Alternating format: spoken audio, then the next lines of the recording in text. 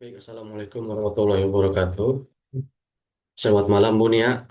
Perkenalkan, saya Muhammad Robi Maulana ingin membawakan presentasi blueprint Rekayasa Plantak Lunak berjudul Smart Tani Solution.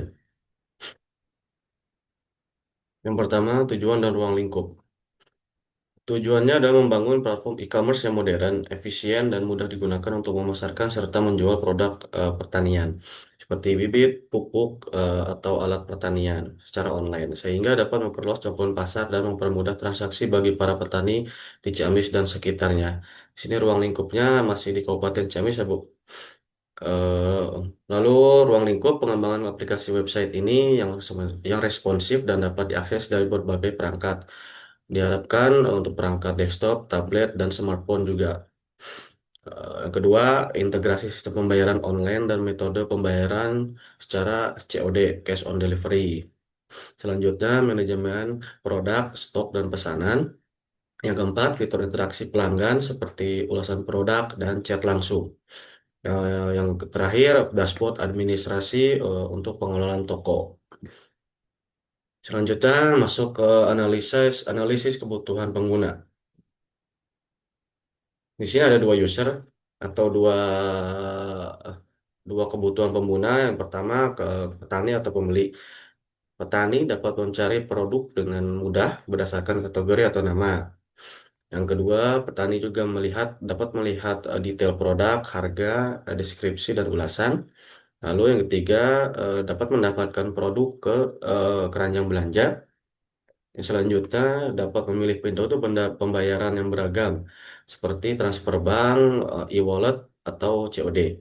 Selanjutnya dapat melacak status pesanan, lalu yang terakhir dapat memberikan ulasan dan rating produk.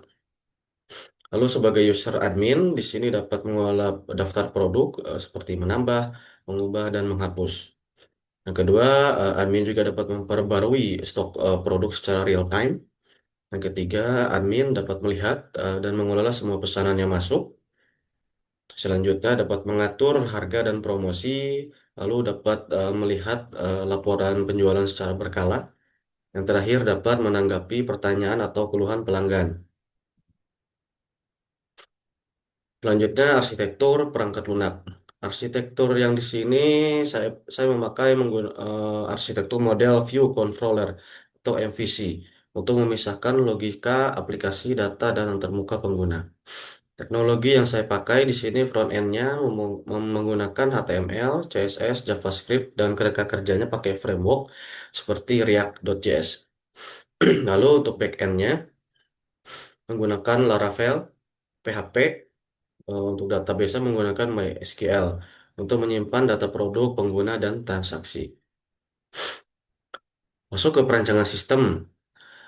Yang pertama UI UX, desain yang responsif, tampilan akan menyesuaikan dengan ukuran layar perangkat.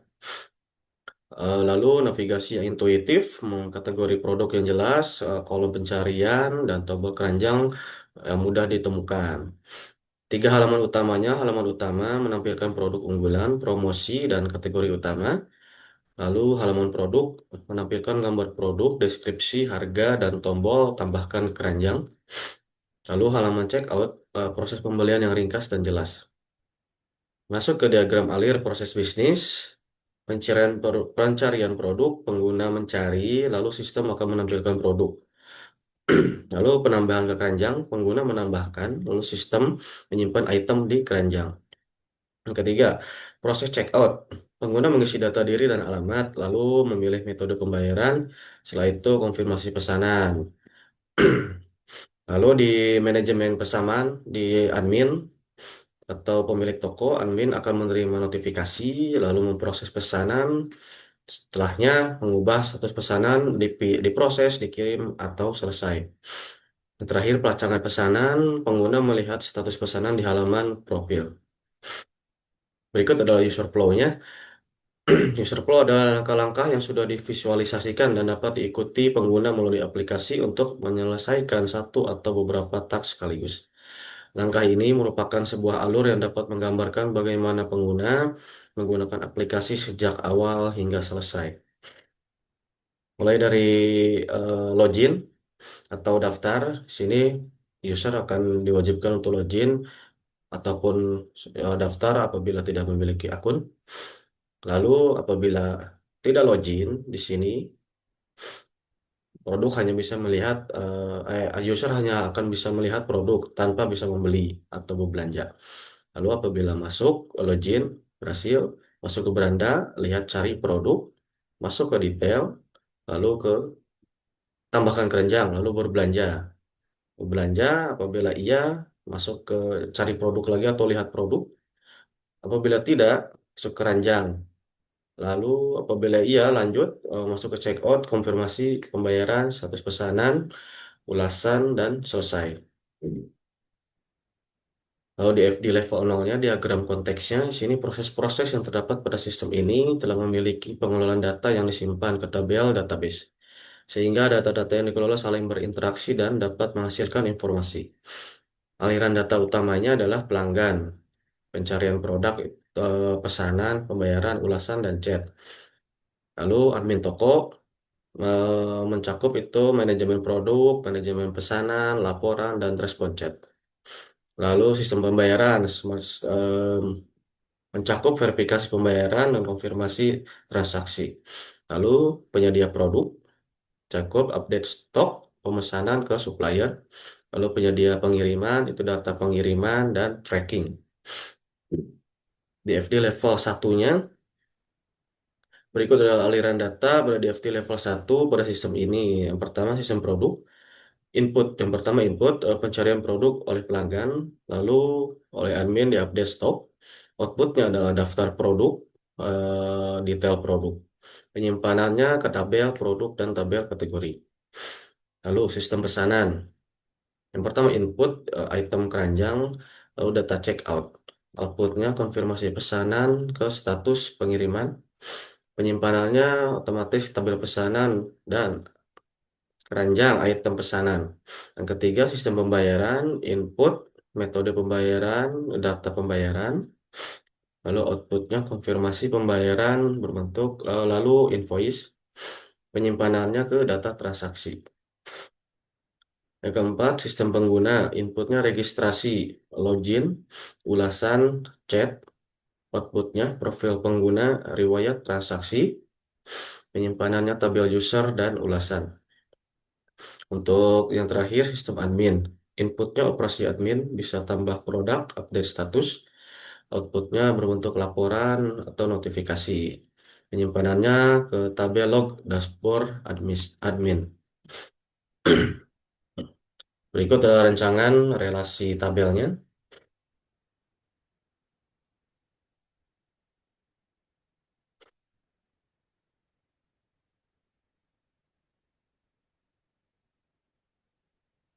Ini penjelasan tentang rancangan tabel basis data yang terdiri dari dari 7 tabel relasional.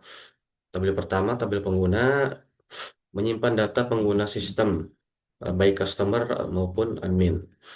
Lalu kolom penting itu user ID, primary key, nama, email, password, peran, membedakan customer atau admin. Tabel pengguna juga memiliki relasi one to many dengan pesanan, keranjang, dan ulasan. Tabel yang kedua, tabel produk. Tabel produk menyimpan informasi produk yang dijual. Kolom pentingnya itu produk ID, primary key-nya. Nama yang lain nama produk, harga, stok, kategori. Tabel produk juga memiliki relasi one to many dengan item pesanan, keranjang, dan ulasan. Lalu yang ketiga, tabel pesanan menyimpan data transaksi pembelian. Kolom pentingnya pesanan ID, ini primary-nya, user ID-nya, foreign key-nya, total harga, dan status pesanan. Memiliki relasi one to many dengan item pesanan. Keempat, tabel item pesanan menyimpan detail item yang dibeli dalam setiap pesanan. Kolom pentingnya item pesanan ID, primary key-nya, pesanan ID, foreign key, produk ID juga foreign key, lalu jumlah. Menjadi penghubung one many to many antara pesanan dan produk. Yang kelima, tabel keranjang belanja. Di sini menyimpan item yang dimasukkan ke keranjang oleh user. Kolom pentingnya keranjang ID, ini primary-nya, user ID foreign-nya, produk ID foreign key-nya juga dalam jumlah. Struktur mirip dengan item pesanan tapi untuk keranjang sementara. Yang keenam, tabel ulasan, menyimpan ulasan dan rating produk dari user.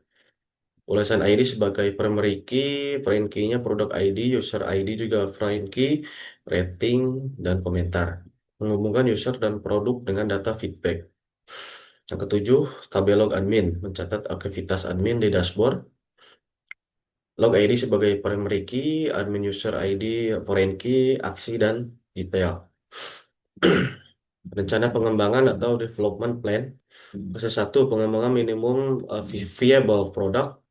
Bulan 1 sampai 3, yang pertama membuat fitur dasar, registrasi atau login, katalog produk, keranjang belanja, checkout, dan dashboard admin. Yang kedua, mengintegrasikan satu metode pembayaran, misalnya transfer bank. Yang ketiga, peluncuran versi beta terbatas untuk pengujian internal.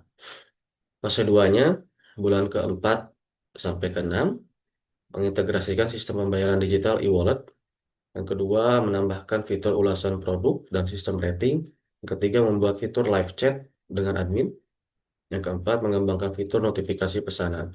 Lalu fase terakhir, bulan ke-7 dan seterusnya, melakukan optimasi performa dan keamanan, menerapkan strategi SEO, Search Engine Optimization. Yang ketiga, mengumpulkan umpan balik pelanggan, pengguna, dan merencanakan pengembangan fitur selanjutnya. Lalu masuk ke pengujian dan pemeliharaan. Kini pengujian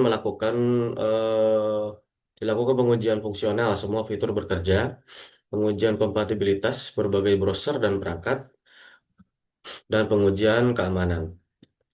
Untuk pemeliharaan, melakukan pembaruan rutin pada sistem keamanan dan framework, memperbaiki bug atau hole yang ditemukan. Yang ketiga, memonitor kinerja server dan database secara berkala. Baik, sekian. Terima kasih, Bu.